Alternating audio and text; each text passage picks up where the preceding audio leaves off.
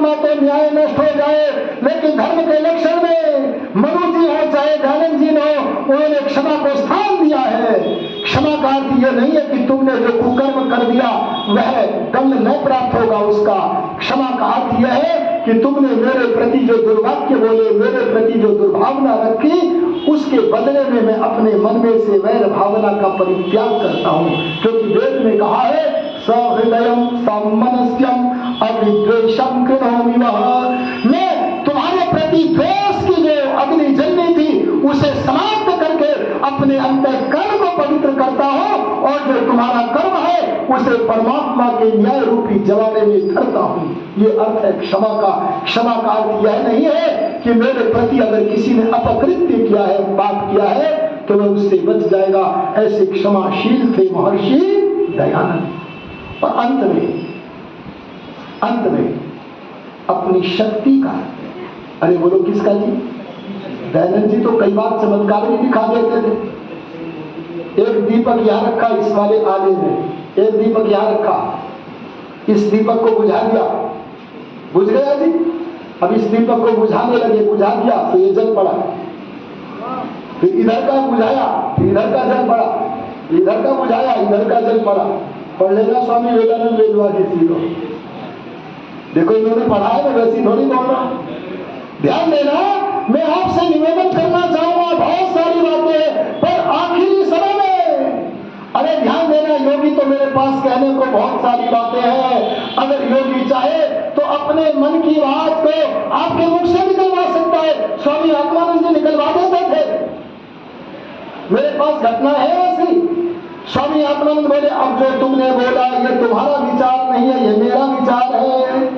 तो बोला, अरे मैंने तो आज तक कभी जय को जय बोला ही नहीं, आज मैंने प्रज्ञानंद कैसे बोल दिया? बोले, मैंने प्रज्ञानानंद नहीं सोचा था, प्रज्ञानानंद सोचा था, तो तुम्हारे मुख से प्रज्ञानानंद ही निकला है। आहा, समझ गया। जब एक योगी अपनी शक्ति के द्वारा एक दूसरे सात्विक व्यक्ति के मुख से अपना विचार निकलवा सकता है, तो अंतर्यामी रूप से चार विश्वों के भीतर विद्यमान परमात्मा अपनी कल्याणी नाद वेद को क्यों नहीं निकलवा सकता? जो बात समझ में नहीं आई वो तब आ गई आज जीवन का जब अंतिम दिन आया। मैं व्याख्या नहीं करूंगा इस पे, तब अपनी शक्ति का प्रणिपात करने के लिए, अरे बोलो किसका? अपनी आत्मिक शक्ति का प्रणिपात नास्तिक में करने के लिए। अरे गुरुदत्त विद्यार्थी, देखो चित्र लगा होगा, गुरुदत्त विद्यार्थी के भीतर शक्ति का प्रणिपात करने के लिए ध्यान देना, समाधि में बैठे, वेद मंत्रों का गान किया, संस्कृत भाषा में परमात्मा से संवाद किया, गायत्री मंत्र का, विश्वानिदेव मंत्र का उच्चारण किया, आर्य भाषा में परमात्मा से प्रश्नोत्तर किया, और अंत में बोल बैठे, हे ईश्वर, क्या तेरी यही इच्छा है? क्या तेरी यही इच्छा है? क्या तेरी यही इच्छा है? मानो इस प्रश्न से उस अंतरंग सभा के दोनों सदस्य, दयानंद का आत्मा और उनका अंतर्यामी परमात्मा, दोनों बैठे हैं, और वार्तालाप में दयानंद का आत्मा परमात्मा से पूछ रहा है, अभी तो वेदों का भाष्य अधूरा पड़ा है, अभी तो द्वैतवाद का वर्णन करना अधूरा पड़ा है, क्या इसे छोड़ करके चले चलो? तब अंतर्यामी ने कहे, बेटे तूने प्रातः काल क्षौर कर्म क्यों किया? तो जानता है आज इस रथ में से रथी आत्मा निकल के चला जाएगा, जब रथी चला जाएगा तो जो बचेगा वो अरथी है, उसे तेरे शिष्य स्नान करा करके अंतिम संस्कार करेंगे। तो तूने ये बात जान करके क्षौर कर्म कराया। अगर तू नहीं जानता मेरी व्यवस्था को तो बता, तूने इस भवन के दोनों रोशनदानों को क्यों खुलवाया? अरे तूने सारे द्वारों को क्यों खुलवाया?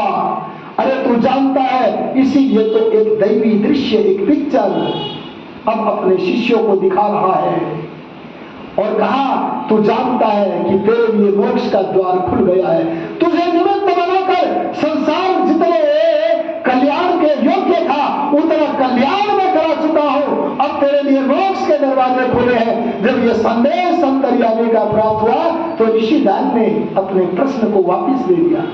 प्रश्न क्या था? हे ईश्वर, क्या तेरी यही इच्छा है? क्या तेरी यही इच्छा है? इस प्रश्न को वापिस ले लिया और परमात्मा की समाधि में अपनी भी सहमति का साझा करते हुए, परमात्मा का संगतिकरण करते हुए बोल उठे, तेरी इच्छा पूर्ण हो, तेरी इच्छा पूर्ण हो, तेरी इच्छा पूर्ण हो। आहा आहा तो ऐसे बोला जैसे प्रियतम का आलिंगन करते समय कोई बोले, प्रियतम से मिलने के समय बोले, बोले आहा तूने अच्छी लीला की, तूने अच्छी लीला की, तूने अच्छी लीला की। यह कहकर श्वास को खींचा और सदा के लिए निकाल करके करवट बदल करके धरा धाम पर अपने इस शरीर को छोड़कर मोक्ष धाम की तरफ चले गए। बोलो क्या ये जीवन का जैसे सारा चरित्र हमारे लिए शिक्षाप्रद है, क्या यह अंतिम दैवी दृश्य तब गुरुदत्त के लिए प्रेरक बना तो आज हमारे लिए नहीं बन रहा है? अरे बोलो, क्या हमें योग की ओर ले चलने की प्रेरणा नहीं दे रहा है?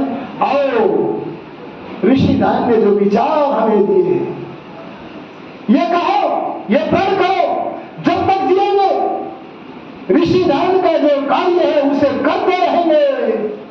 अरे इस सच्चाई को धारण करने की इच्छा का नाम, इस सच्चाई को धारण करने के लिए की जाने वाली क्रिया का नाम श्रद्धा है। बस यही श्रद्धांजलि महर्षि दान को अर्पित करके अपने जीवन को सफल करो।